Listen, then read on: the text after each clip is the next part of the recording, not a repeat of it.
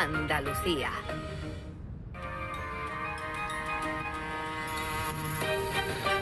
Bueno, y a ti que sé que te está tomando el cafelito conmigo del otro lado, ¿a ti para qué? Te voy a decir, ¿a ti para qué?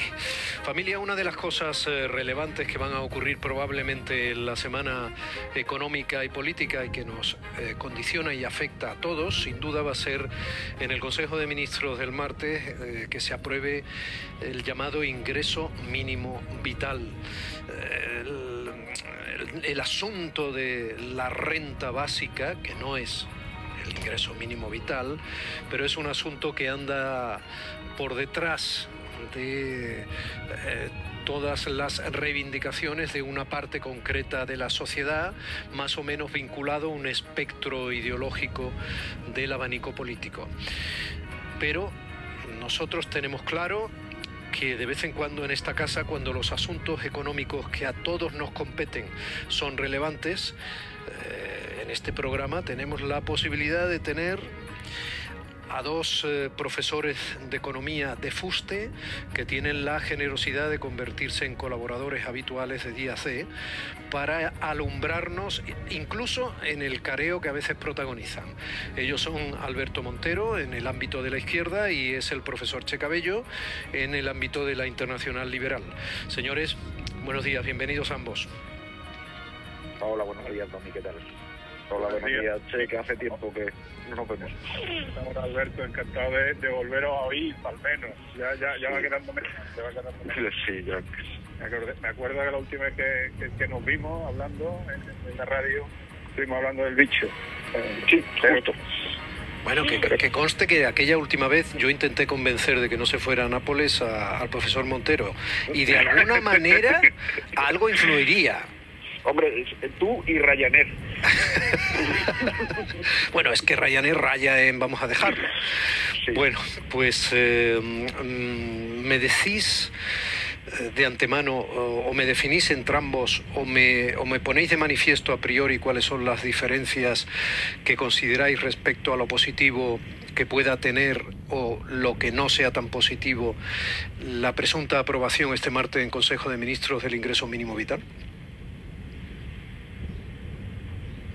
No sé, si queréis empiezo yo. Es decir, yo creo que la cuestión del ingreso mínimo vital trasciende la cuestión ideológica. Es una medida que se ha aplicado en numerosos que existe en numerosos países, incluso existe a nivel autonómico en forma de distintos tipos de ayudas. Lo único que ocurre es que en este caso se plantea una homogeneización a nivel estatal y se fija un umbral para todo el Estado. Y me parece que está por encima de la ideología, porque yo creo que hay evidencias cada vez más crecientes de no solo algo que es muy evidente, que es el incremento de la desigualdad, sino que el incremento de la desigualdad no solo nos hace sociedades más débiles, sino que nos hace también sociedades más ineficientes, porque se desaprovechan una gran cantidad de recursos personales al margen de todas las tragedias personales que detrás de la pobreza existen. Entonces, desde esa perspectiva, a mí me parece que es una magnífica noticia para todas las personas, con independencia de su ideología, porque la cobrarán personas que la necesiten y que voten a posiciones de izquierda, posiciones liberales o posiciones más conservadoras. ¿Esto es así, profesor Cabello? Sí, bueno, estoy de acuerdo en el planteamiento que hace Alberto. Evidentemente es necesaria, dada la situación en la que estamos atravesando, pero como el diablo está en los detalles, ¿no? Pues la cuestión es cómo se va a instaurar y eso es lo importante, ¿no? Decía Alberto que la desigualdad ha ido incrementándose en los últimos años. No es así. Desde el 2014 hasta el 2019, hasta ahora, la desigualdad ha ido disminuyendo. Y ha ido disminuyendo por una razón muy sencilla. La desigualdad proviene casi en un porcentaje muy alto por el nivel de paro.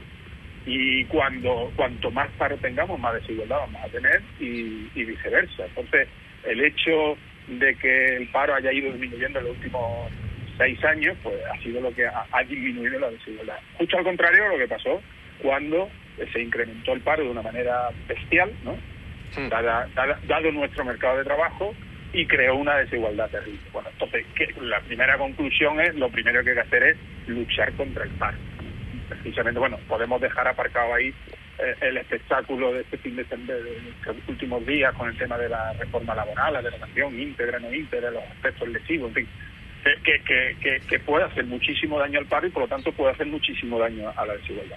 Pero en cuanto al ingreso mínimo vital, efectivamente es necesario, dadas las circunstancias, pero cuidado, el cómo, porque lo que no podemos hacer, o sea, el ingreso mínimo vital es una red de seguridad que el Estado debe estar ahí para aportarla. Pero cuidado, que no se convierta en una red clientelar. ¿Y eso cómo se hace? ¿Cómo se cocina ese ingreso mínimo vital? Pues teniendo mucho cuidado, poniéndole condiciones reales, poniéndole condiciones a las personas para cobrarlo, y después una obligación de formarse para entrar nuevamente en el mercado laboral. Claro, es que si no lo hacemos así, lo que podemos crear es un ejército de personas que están viviendo del Estado sin producir, y no, es que eso no lo podemos permitir. Y mucho más ahora que tenemos una cantidad de impuestos que no vamos a recaudar y una cantidad de gastos que sí vamos a tener. Por lo tanto, cuidado con eso. Evidentemente, las cifras que estamos hablando son 3.500 millones, creo. 3.500 millones comparado con gastos superfluos que tiene el Estado no es prácticamente nada, y es absolutamente necesario para mantener, digamos, a las personas viviendo, ¿no? Es fundamental, pero cuidado también con cómo se hace y con qué objetivo. Alberto. A ver, he apuntado distintos elementos que son diferentes, ¿no? Es decir, que es muy difícil que una estructura de sostenimiento de rentas se convierta a nivel estatal en una red clientelar por su propia naturaleza, es decir, porque las incrementa, porque se percibe en función de la renta, y porque está luego condicionada a las ayudas que se aportan a nivel autonómico. Es decir, que por lo que yo he podido entender de cómo se va a implementar, lo que hay es una complementación de las rentas que se existen a nivel autonómico, más se está hablando también de la posibilidad de incorporar un test de rentas para distinguir incluso las que vienen del patrimonio, es decir, que ver cuál es la situación patrimonial de esas familias, y eso dificulta mucho cualquier uso clientelar. Yo por ahí no tendría, no le pondría las pegas que tiene, que le señalaba Che, que tampoco ha incidido mucho en ellas. Luego hay otro elemento que es la cuestión de la condicionalidad. La única condicionalidad aquí es, o sea, hay dos, y ahí sí comparto sí comparto la perspectiva desde la que le enfoca Che. Es decir, el complemento de la renta o la percepción de la renta debe ir de la mano de carreras de inserción o reinserción en el mercado laboral. No porque el mercado laboral esté muy bollante, sino porque en nuestras sociedades sustentadas esencialmente sobre el trabajo en todas sus dimensiones, incluidas las estructuras de bienestar, pues hace que el trabajo sea un pilar esencial de la participación económica y la participación social, de manera que si lo que queremos es reinsertar a personas que están en la exclusión, necesariamente lo tenemos que hacer al menos por el trabajo. Y yo coincido con Che en eso, es decir, que esto debe ir de recuperar a personas que están al margen de la administración, al margen de del mercado de trabajo, al margen de el entorno social normal, y tratar de acercarlas hacia la formalidad. De hecho, una de las grandes virtudes que tienen las rentas de inserción en la mayor parte de los territorios donde se aplican de una forma más avanzada y más generalizada es la recuperación de los bajos niveles de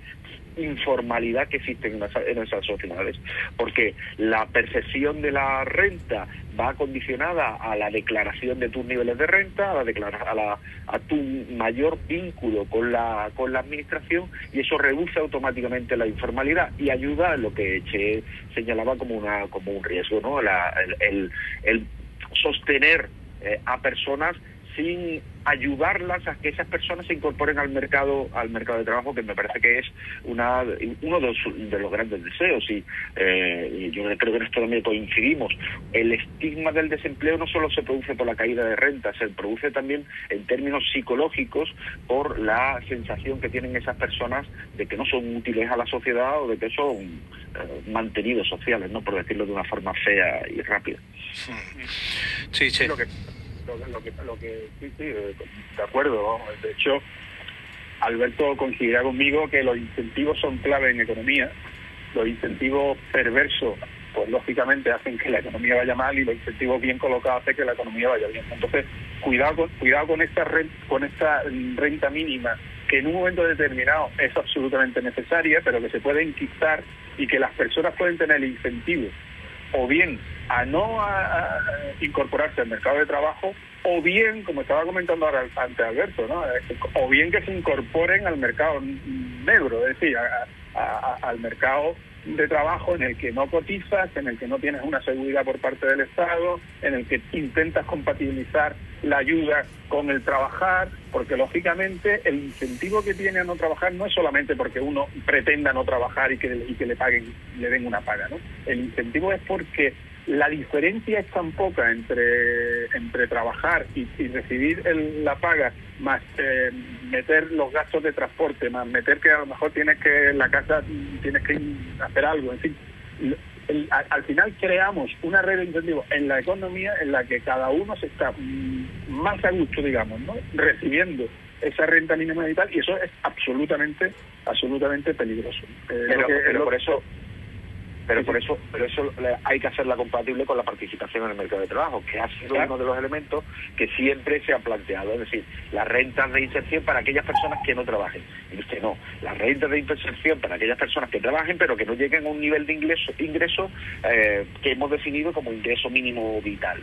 De manera que esos incentivos, yo creo que ahí coincido nuevamente, si haces la renta incompatible con el trabajo, aparece toda ese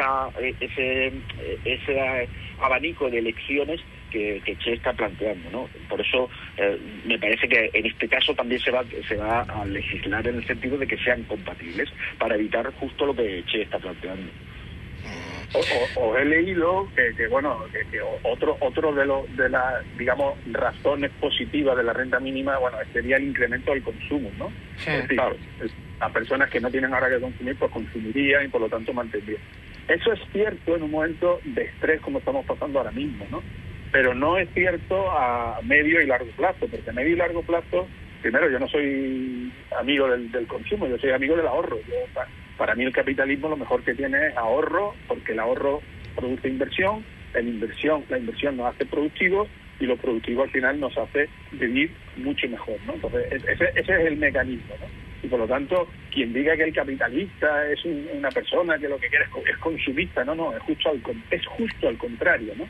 Lo que ocurre es que ahora mismo... Un segundo, Che, el ahorro produce inversión. Muchos oyentes no lo entenderán si hablamos de que ahorrar es meter el dinero en un cajón del despacho. Claro, pero es que eso no es el ahorro. El ahorro, normalmente cuando tú ahorras, pues lo metes o en un depósito en un banco, o lo metes en una empresa, en una acción, o en un bono de una empresa. Entonces vale. Lo que estás ahorrando, que es la fuente de que puedas invertir. E invertir es la fuente de que puedas ser productivo. Es decir, una persona que haya invertido tanto en capital financiero, capital físico, como capital humano, al final es mucho más productivo, tendremos mucho más bienestar, ¿no? Pero bueno, lo que yo te decía es que el consumo ahora mismo en un momento de estrés sí, porque necesitamos tanto que la persona siga consumiendo como que la empresa siga recibiendo la demanda de esas personas, ¿no? Sí. Pero después no, porque al final llevado al absurdo, ¿no? Pues entonces nada más que habría que darle la maquinita del dinero, nos darnos a todos dinero para que todos consumamos, entonces la economía y ya sabemos, tanto por teoría como en la práctica, que eso no funciona. Veamos Argentina, veamos Venezuela, veamos países donde le han dado la maquinita para consumir, y al final lo que han hecho es... Sí, os quiero hacer una pregunta a cada uno. ¿Tú quieres hacer alguna apreciación, Alberto? serían muchas y muy largas, Domi, a la pregunta.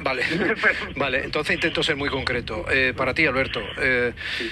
a ver, el dinero, todo este dinero público, al final, ¿de dónde sale? Si tenemos una sociedad además bastante fracturada, en parte por culpa del impacto económico que ha provocado el bicho y que va a seguir provocando, ¿quién genera este dinero público? ¿De dónde sale y cómo se va a regenerar luego?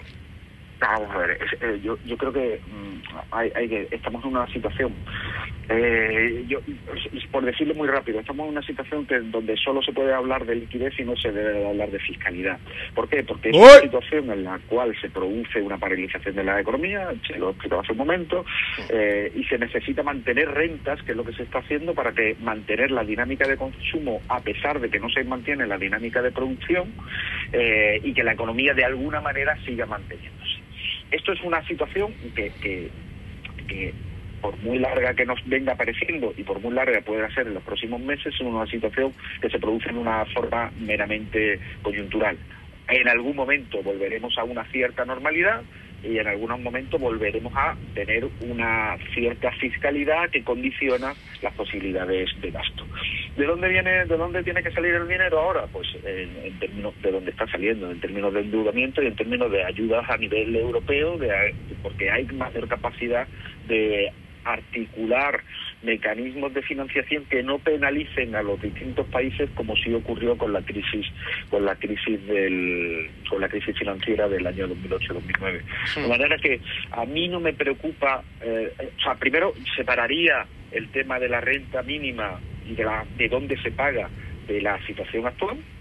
De dónde se paga, Che lo señalaba hace un momento, es decir, que 3.000 millones, si efectivamente se quedan 3.000 millones, es un gasto perfectamente asumible por la economía española, a poco que quiera hacer esfuerzos redistributivos en esa estructura económica, y la situación actual es una situación excepcional, que distintos países están recurriendo a distintos mecanismos heterodoxos, como puede ser darle a la maquinita el dinero, que no lo está haciendo Argentina, lo está haciendo Estados Unidos, lo está haciendo Canadá, o lo está haciendo el Reino Unido. Hace unos días el Banco de Inglaterra dijo que ellos se iban a poner a imprimir libras como si no hubiera mañana. Insisto, ¿tiene impacto? Sí. ¿Lo va a tener? Sí. Pero es que nunca habíamos vivido una situación de esta naturaleza y hay que enfrentarla de la mejor manera posible, para que no quedarnos destruidos. Vale. Profesor Cabello, está muy bien. Es lógico que o puede parecer lógico decir que una renta habitual sin trabajar, pues evidentemente de esa persona de la renta, falta de actividad laboral por un sector de la población, etcétera, ¿no? Todo usted ha reflejado. Vale, pero ¿y si no hay trabajo de todas maneras? Claro, pero el trabajo coyunturalmente, como estábamos hablando, es un momento de estrés de la economía. Por eso tanto en el Reino Unido como la Reserva Federal están imprimiendo dinero, y lo que no se puede, y es lo que yo te decía antes, lo que no se puede es mantenerlo forever, ¿no? O sea, que es lo que decía de Argentina, lo que decía Venezuela. ¿Y si forever no hay trabajo de todas maneras? No, pero eso no se contempla, Tommy, no se contempla. Porque claro, si no trabaja, entonces cerramos la radio ahora y ya nos vamos al fin del mundo, ¿no? A terminar de ver el fin del mundo. No, con respecto a la pregunta que tú has hecho de cómo se va a financiar esto, cuidado, porque hay que ir a la deuda, lógicamente, hay que ir a que Europa nos ayude, lógicamente, pero cuidado, la ayuda de Europa está condicionada, los 500.000 millones que Francia y Alemania han puesto sobre la mesa, están condicionadas a que se hagan las reformas económicas pertinentes para que no sigamos pidiendo dinero cada vez que nos pase algo. Hay que ponerse en el lugar también de los otros países, que nos van a dar la posibilidad de tener un dinero con el cual salir de un estrés, de un momento malo de la economía. Lo que no podemos es eternizarnos, lo que no podemos es tener un nivel de paro más alto que en ningún país del mundo, en el mejor país, en el mejor momento del mundo, cuando aquí había un boom inmobiliario. Tenemos un mercado de trabajo que es totalmente inoperativo y es la fuente de la desigualdad. Entonces, vamos a hacer nosotros la reforma, y precisamente ese movimiento de la reforma laboral último, pactado con Bildu y tal, es precisamente todo lo contrario de lo que Europa está pensando cuando dice que condiciona los 500.000 millones a la reforma económica. Vamos a tener mucho cuidado porque esa ayuda la necesitamos, porque ahora mismo no hay impuestos que soporten los gastos que necesitamos, gastos sanitarios, gastos de redes de seguridad como puede ser el ingreso mínimo vital, los ERTE, los ICO, etcétera, etcétera, para mantener la economía viva mientras, como tú dices, no haya empleos, que esperemos que sea pronto, ¿no? Le reconozco habilidad para volver al tema del pacto con Bildu. Sí, una y otra vez. Me parece muy serio porque estamos jugando el futuro, es decir, no estamos jugando el futuro porque todo lo que estamos hablando aquí es poner dinero sobre la mesa. ¿Y quién va a poner el dinero encima de la mesa? Es decir, si a los que nos van a poner el dinero encima de la mesa les decimos que nos lo vamos a gastar en otras cosas, pues a lo mejor no nos lo dan. Cuidado, y nos estamos jugando el futuro, por eso es muy importante, ¿eh? ¿Quién tiene todo lo que estamos hablando del ingreso mínimo vital, todo lo que estamos hablando de los ICO, de la ERTE, de toda esa red de seguridad que estamos hablando del Estado, eso comprenderéis que no nacen los árboles, eso hay que producirlo, hay que ahorrarlo, y lo que no podemos es pretender que los demás vengan a ayudarnos y nosotros seguir haciendo lo que hemos ido haciendo mal durante todo. Bueno, esa era mi pregunta en parte al profesor Montero antes, ¿no? Pero el verderón, jilguero, canario, algo así que suena de fondo, ¿en qué casa? En mi casa. ¿Es la tuya, Alberto? Sí, en mi casa hay un árbol justo al lado y tiene algún pajarillo de vez en cuando. Ah, es un árbol, yo pensé que lo tenías. Ah, pues me alegra que No, yo no tengo pájaros encerrados. No, me alegra. A mí las jaulas me encantan, pero con la puerta abierta. No, me alegra que no, porque de alguna manera nos pone en nuestro sitio, ¿no? Parece que todo esto que sin duda alguna nos afecta y nos afecta de verdad, pero ahí sigue, ¿no? La naturaleza. Y además es un árbol de hoja caduca y es una cosa maravillosa ver pasar los años de esa manera. Bueno, pues muy bien. A propósito, no quiero hacer bromas, pero ya que hablas de un árbol de hoja caduca, ambas testas, aunque muy bien documentadas, también andan de hoja caduca, las vuestras. Bueno, dicho esto con mucho cariño, gracias por la sonrisa. Y esto que no nos estamos viendo, ¿eh? Bueno, alguien decía... Este abuso de los que tienen tanto problema ha sido gratuito. Cierto. Alguien decía que, aunque para quienes se quejaban de que las mascarillas costaban dinero, que se estaba ahorrando mucho en maquillaje. Bueno, pues algo parecido digo yo con vosotros respecto a los cortes de pelo. Mis queridos economistas de guardia y, sin embargo, muy queridos amigos, muchísimas gracias. Volveremos a hablar. Gracias. Estupendo. Un saludo a los dos. Un abrazo a todos. No tienes algo en tu pecho que es de fuera y sientes dentro. Este huracán es solo un viento que se ha vuelto violento. Y aunque ahora sientas miedo, por muy negro que esté el cielo, el gorión siempre hace el vuelo, el gorión siempre hace el vuelo. Por más que echemos de menos mal que no nos vemos, siempre nos queda el recuerdo. Todo irá bien mientras bailen. Todo irá bien, familia, todo irá bien. Dicho con el máximo respeto a quienes están sufriendo estos días de pandemia.